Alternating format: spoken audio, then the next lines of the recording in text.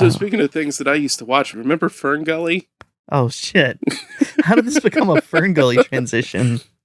It became Fern Gully transition because fucking James Cameron thinks that Avatar is a good franchise, and it's really just Fern Gully. Because he plagiarized it from Fern Gully. Yeah.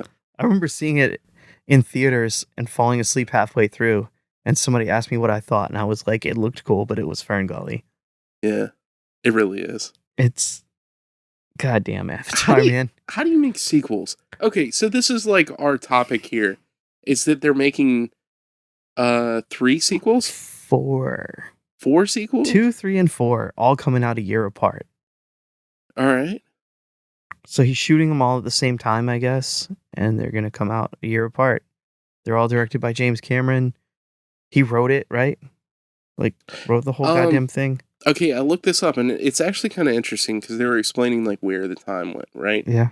Because that came out, what, like 14 years ago? Yeah, something like that. It's been a long time. Okay. It came out in, like, 2008. So I wasn't a big fan of the movie, but really, the thing that sells the film is the fact that it, like, innovated this new technology. Like, it was, like, 3D movies. Yeah, it was filmed like, in 3D. This is cool, like, everything's on a green screen bullshit and stuff, right? Yeah. So he came up with an idea, and he has 3 groups of writers writing the other films for him. Oh, shit. Like, he outlined everything that was going to happen. He's treating it like it's a TV show. Okay. Basically. He's the showrunner. He outlined everything. This is what's happening. This is movie 2, 3, 4, etc. Okay.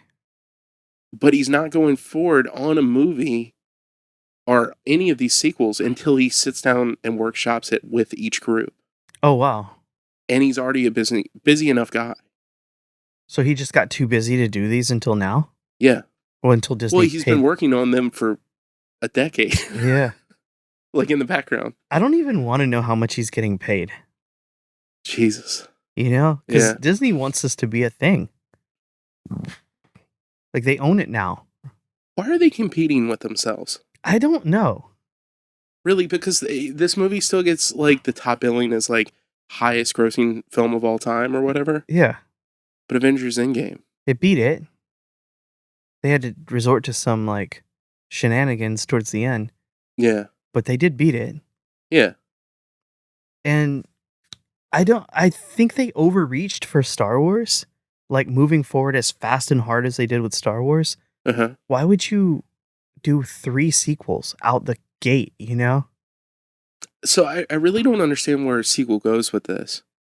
Because, okay, let's look at other films that this ripped off. Yeah. Right? We have Fern Gully. Did it ever get a sequel that you're aware of? No. Dances with Wolves. Oh, yeah, no sequel. Yeah, like, I don't understand where it goes. And, I mean, I might just not have the mental capacity to think of a sequel for it. Well, because you're basing it around a moral, and you kind of already told your moral. Yeah. You know? It's like, and the moral of the story is... And also, here's the sequel to the moral of the story, in which we reiterate said moral. Yeah. Destroying indigenous tribes is a bad thing. Yeah. And stealing their resources. So do you just keep making movies about destroying indigenous tribes? Like, you just go around the galaxy, like, tail fucking and destroying other indigenous tribes? What was the main guy's name? Matt Sully or something? Yeah, something something Sully? like that.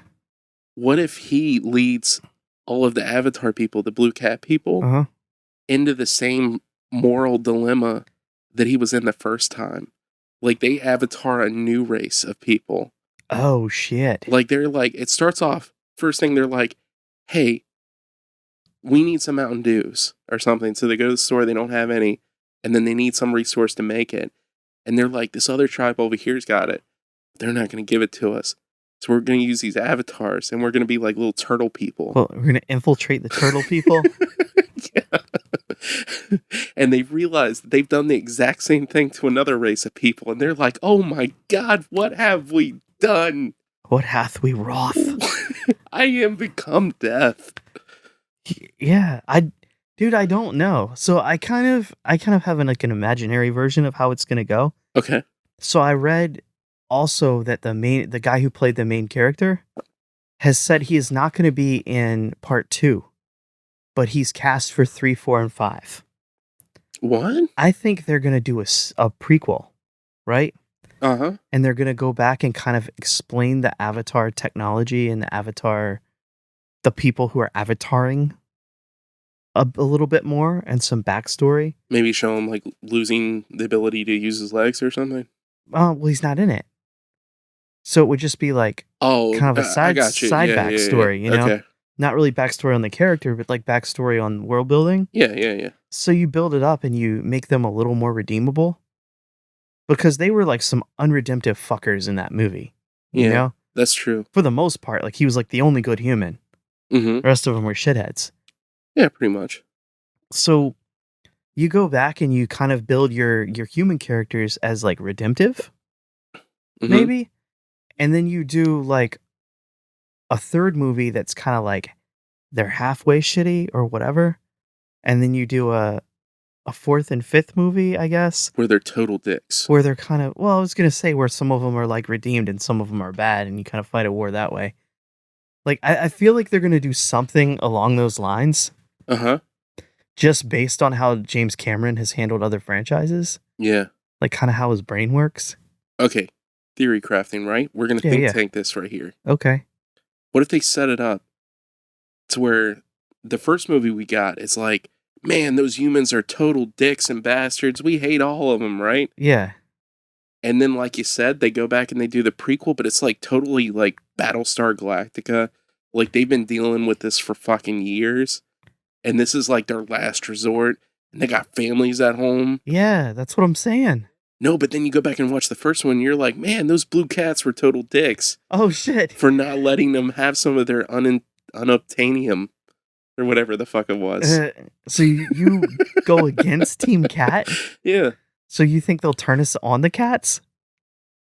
Yeah. Dude, I'm Team Cat. Fuck those humans. Fuck the cats, dude. You even give me their backstory? I'll be they- like, fuck their backstory. They tail fuck the things they fly on. Damn, yeah, that is immoral. That is totally immoral. They tail fuck like everything. Like if their tail, like headband tail thing can like fuck anything, they do it. Well, I mean, they kind of prove that because didn't they like merge their tail things? Yeah. That's how they made Sweet Love. Yeah. So it's With, like, obviously genitals, right? Yeah, I mean, I think so. Damn. Avatar is fucked, man. Yeah. I don't know. I think Disney is overreaching again, kind of like with Star Wars, like back to that point, because they're going all in 4 sequels. Marvel was an anomaly. Nobody's been able to reproduce it. Yeah. Like not DC, not even Star Wars, which was a bigger franchise, like going in than it is now, probably. Yeah. I mean, I'll agree with you, but I think that James Cameron, even though I'm not like the biggest fan of him, Mm-hmm. I think he's probably our best chance for getting a good set of sequels. Yeah. Like if he's really doing it the way that I saw that he was doing it, where he has like groups of writers, he's overseeing everything. I don't really see how it turns out as shitty as Star Wars did. Didn't he have a lot to do with Alita Battle Angel? He's He still helped- campaigning for a sequel. He helped write it like 10 years ago. Like, I don't know if you can really like attribute the shittiness of that film to him. Yeah. It was like him and Rodriguez.